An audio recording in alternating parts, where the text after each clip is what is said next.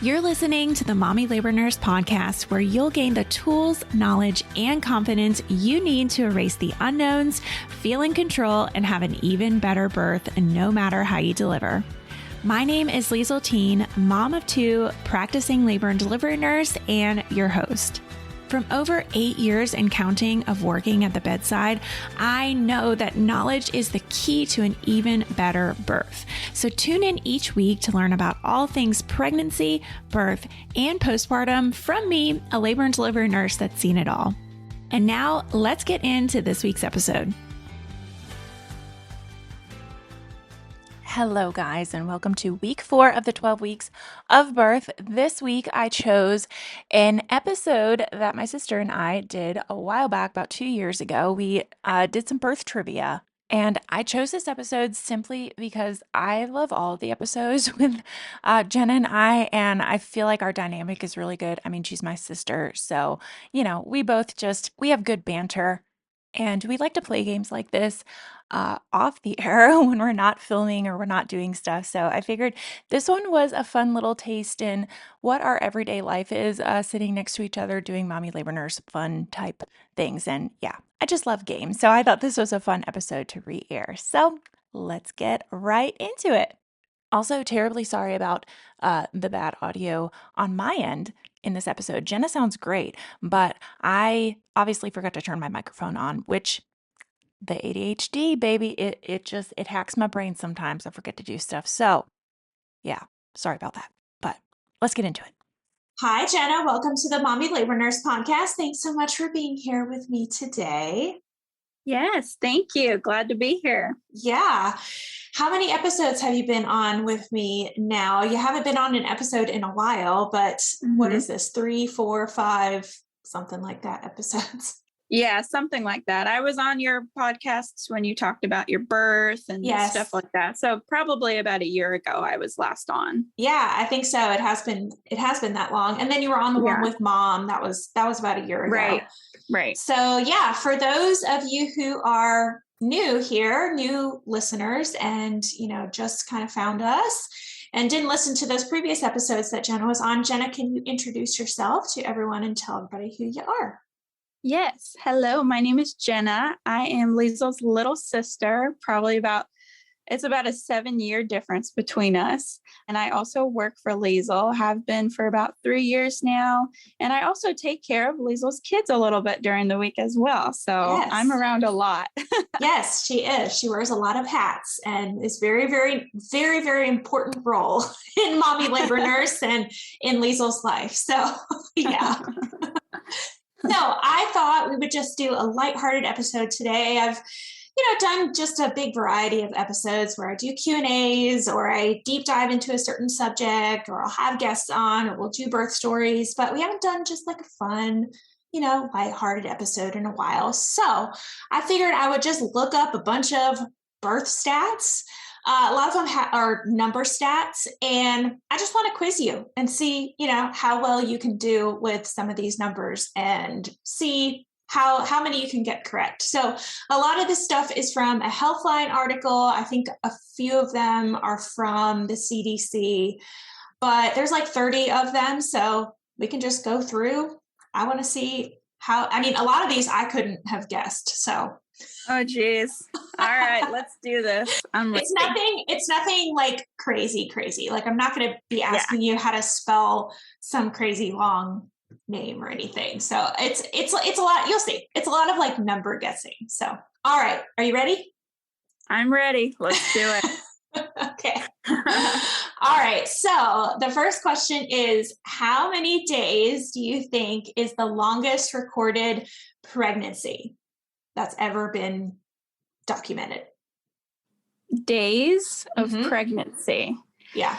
All right. So typical is 9 months. Okay. Sorry, I am making you do a little it's math. like, how many days are in 9 months? I don't even know. 9 times 30 or 31. Yeah.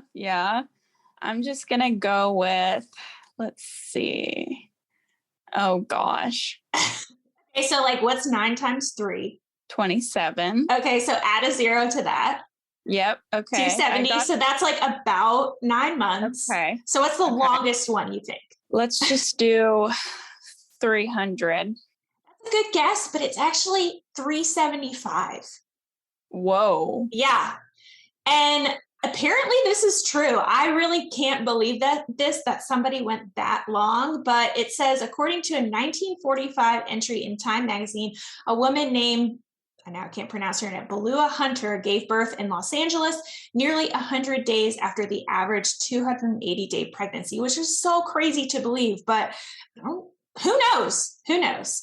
Typically, oh my God. I know. Typically, most people deliver, around that 40-week mark. But I was thinking what you said. I was thinking it was going to be around 300 because that seems, like you're like 43 or 44 or 45 weeks. But I don't know. This source says it happened in 1945.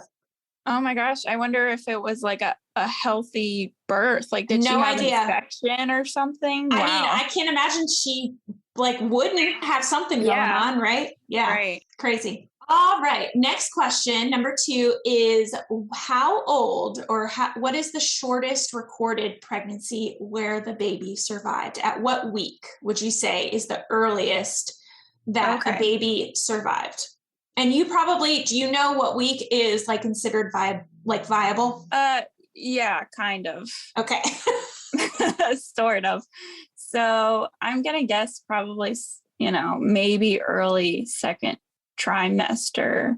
So maybe around 17 weeks. No, unfortunately, that is much, much too early. So viability is at about 23, 24 weeks. We're seeing more babies that are being born at 23 weeks and doing relatively okay. Mm-hmm. But the shortest recorded pregnancy where the infant survived was just 22 weeks. So just a week before that, the baby had a number of complications, but they did survive. And then this source does say, but I'm not sure of this one, but this source does say an even younger baby was recently born at 21 weeks and 4 days, which is close to 22 weeks. But 22 weeks and 0 days is the earliest that a baby has been born and survived. Wow, that's a tiny baby. It's a very, very tiny baby. Yes, yes. Wow. All right. Next question is, how old do you think the oldest recorded woman to have a baby was? Ooh. Let's see.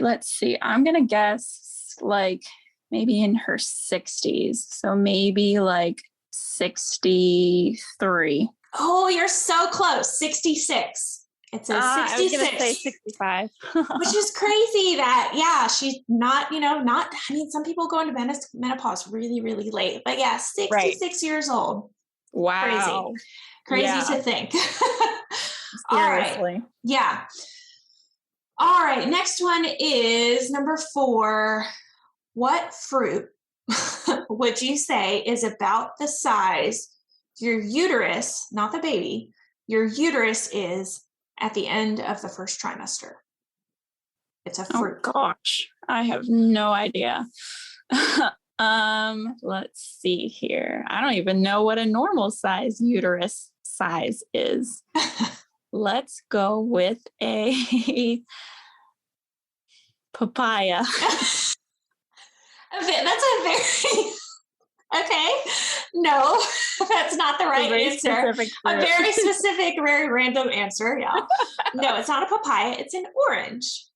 Oh, okay. And at the end of the first trimester, which is about 13 weeks, at about 13 weeks, the baby is about a size of a lime, but your uterus is about the size of an orange. And to answer your first question, we were talking about, I don't even know what a pre-pregnancy uterus, how big it is. It's about the size of your fist, maybe a little bit smaller than your fist. So if you put up your fist, that's about the size of a pre-pregnancy uterus. And the baby's really, really tiny in the first trimester, so it doesn't do a whole lot of growth at first, but by the end of that first trimester, it is about the size of an orange. Bonus question, what fruit do you think by the end at 40 weeks, how big it is? What fruit do you think that is? The uterus? What fruit the uterus is? Yeah. It's a watermelon. Yeah, good job. Good job. All right, next question. I think this is number 5, maybe. What week do moms start producing breast milk during their pregnancy? Ooh, like typically Mhm. what week? Mhm. Or, I mean, all of them do, but typically, Oh, yeah. okay. Let's say 27 weeks. No, you're very off. It's actually 14 weeks, if you can believe that or not. Moly. Yeah, if you can Wow. believe that or not. It starts very, very early. Your milk ducts start kind of turning on, and you can even leak some colostrum at that early stage, that week. A lot of moms have breast milk colostrum leakage during pregnancy. It's very common, and it's very odd because you're like, wait a second, there's no baby to feed, and why are my boobs leaking?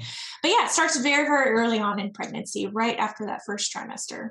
Oh, okay. They're just getting warmed up, I guess. You're just getting warmed up. That's right.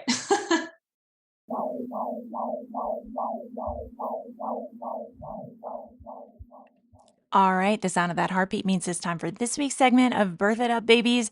This one says, Hi, I'm sure you get a ton of messages, but I wanted to say I've followed your account my entire pregnancy and took your Birth It Up epidural class, and it truly prepared me so much. My nurse teams were so impressed with all my knowledge and how calm I was through it all. I was able to make the right decisions and understand what was happening and why. My birth was pretty wild, but knowing everything I did beforehand helped me immensely.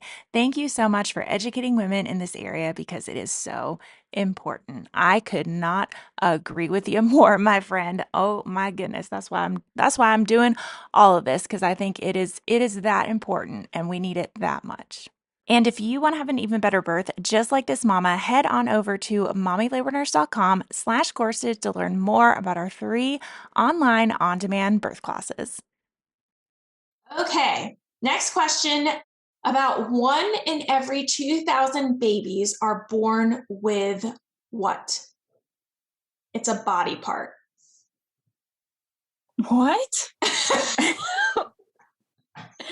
Like an extra body part? Just can't give you any clues. It's a body part. Well, yeah, it's a body part. It's a body part. Can you repeat the question? Yes. About 1 in every 2,000 babies are born with what body part? So maybe think about something that you maybe like normally have as an adult, but like babies don't have. Oh, I'm trying to give you clues. something that kneecaps. No, kneecaps. No, it's not kneecaps. No, it's teeth. A tooth. Oh, Yeah, okay. yeah. They're called Okay. natal teeth. So about Okay. 1 in every 2,000 babies are born with teeth. They're called natal teeth. They're loose natal teeth, and sometimes they do need to be removed by a doctor. They can be painful for the mom during breastfeeding. Obviously, with a brand new baby, it's perfectly fine for older kids to breastfeed with teeth. And they can also be dangerous because there's a risk that they may be dislodged and swallowed or inhaled. So yeah, some babies can be born with teeth. Isn't that crazy? I think I've actually heard that before. Yeah, I just didn't think about that. Okay, this one's going to be hard, but I don't know. Take a stab in the dark. What They're all country? hard. Yeah, I know. It's okay. I don't think you got the watermelon right. Yes. Yes. All right, the next one is, what country has the highest C-section rate? And I'll tell you the rate. It's 50.4 per 100 live births. So about 50%. Wow. Yeah. What country? I'll give you a hint. It's in Europe. Okay. In Europe. Wow. I'm gonna say, I don't know, Italy? No, it's Turkey, actually.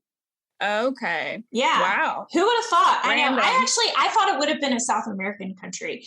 But That's no, what I was thinking. Yeah, same. But no, it's Turkey. It says Turkey has the highest percentage rate of babies born via C-section, 50.4 per 100 live births, which is pretty crazy. Now, second question to this question is, which country do you think has the lowest C-section rate? And it's also in Europe. Oh, it's also in Europe. Mm-hmm. Okay. France.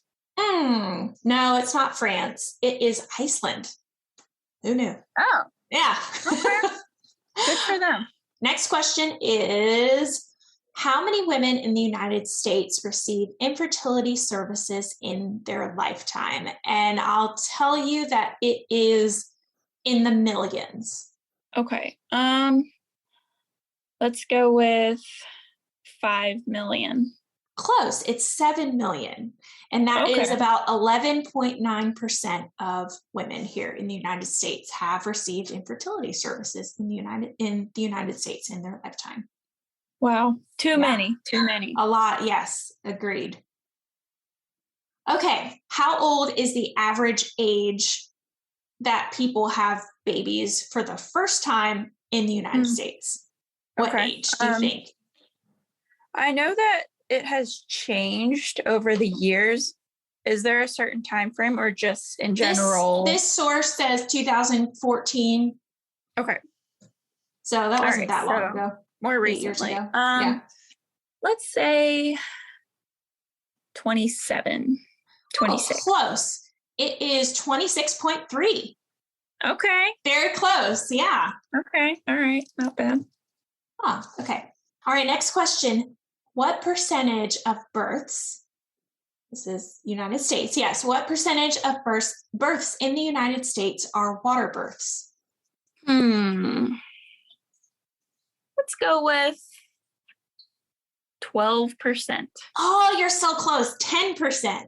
10%. Yeah. You should give me like multiple choices because I feel like I would get a lot more right. Yeah, I think you would have. That would have made it easier. And yeah, I should have done that. Whatever. It's okay. Whatever. Yeah, it says there's been a rise in the number of water births in recent years. Just shy of 10% of all United States hospitals offer water immersion options for delivery. Gotcha. Okay, cool. All right. So next question is about home birth. What percentage of people have home births out of all people that birth? Let's see. Would it be higher or lower than a water birth? I think it'd be lower because you can do water birth, anywhere. Let's do 7%. Much lower than that. It's actually only 1.36% of all births are home births. Yeah, wow. It's rose from 1.26% recently, so now it's 1.36. But yeah, most babies are either born in hospitals or in birth centers here in the United States. Yeah, makes sense. All right, next question is a multiple choice question, okay? Babies can do blank in the womb. A, suck their thumb. B, cry. C, urinate. Or D, all of the above. All of the above. No, I'm so bad at making questions to stump you. Yes, that's true. They can do all of those things. They can cry in the womb, which is crazy.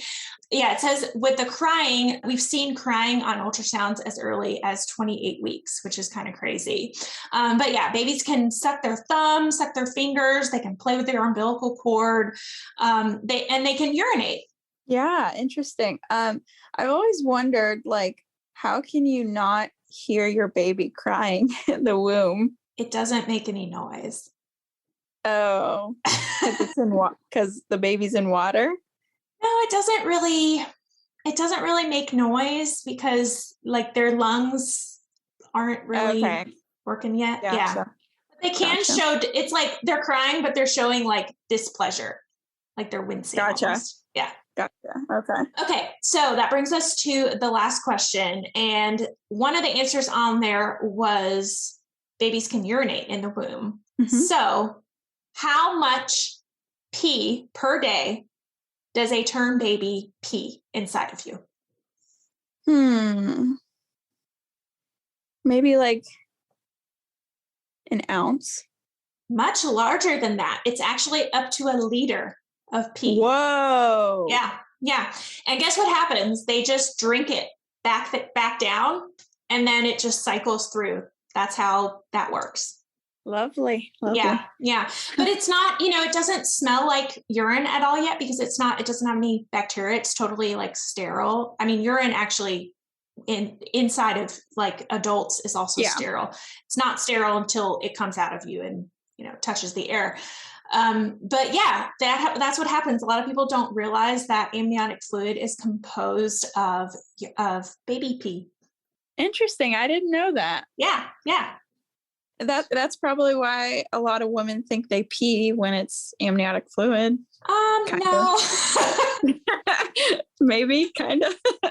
No, that's a little bit of a separate issue, I think. Okay. But yeah, a lot of women are very surprised to know that, babies, their kidneys are starting to work and they're starting to pee inside of the womb. And that is, what is composed of, that is what amniotic fluid is partially composed of. Interesting. Okay, yeah. Cool. Yeah. And they can also poop in the womb at the end of, typically at the end of pregnancy. Yeah, I knew that because of meconium. Meconium. Yes, it's called meconium. And sometimes that can be stressful for babies. So we like to watch out if the amniotic fluid is like green tinged. But a lot of times it's not. And a lot of times, just your baby's term and maybe you're a little bit overdue. It's very common with overdue babies and they poop inside the womb and it's not harmful at all. Yeah, makes sense. Yeah. All right. That is it for this episode. Jenna, thanks for joining me. Nice, quick little fun trivia episode that we did on some facts. I'm pretty sure you got one correct, the watermelon one. So I'm sorry that I made it so hard. And there was another one too, but I can't remember which one it was. Yeah. But I feel like I got a lot almost right, which I'm happy with. So you did. It was fun. You did. Yes. Yeah. Oh, the all of the above. Oh yeah, you're right. Okay, you did get that one right. Technically, yes, you did get that one right. Good job. Okay, so 2 out of 20, however many you just did. Woohoo! All right, guys, thanks for joining us this week. We will see you next week. I'll see you back on the Mommy Labor Nurse podcast next week. Already feeling a little more confident about pregnancy, birth, and newborn life? Don't forget to hit that subscribe button so you can continue to erase the unknowns and never miss an episode. And if you're looking for even more, Instagram is definitely where I hang out the most. Come join our community of more than 500,000 moms for birth education, tips, and solidarity. You can find me at mommy.labornurse. Check out today's show notes and a searchable library of every Mommy Labor Nurse podcast episode at mommylabornurse.com/podcast. And while you're there, be sure to head to the blog to learn about our online birth classes too. See you next week. And remember, you can have an even better birth no matter how you deliver.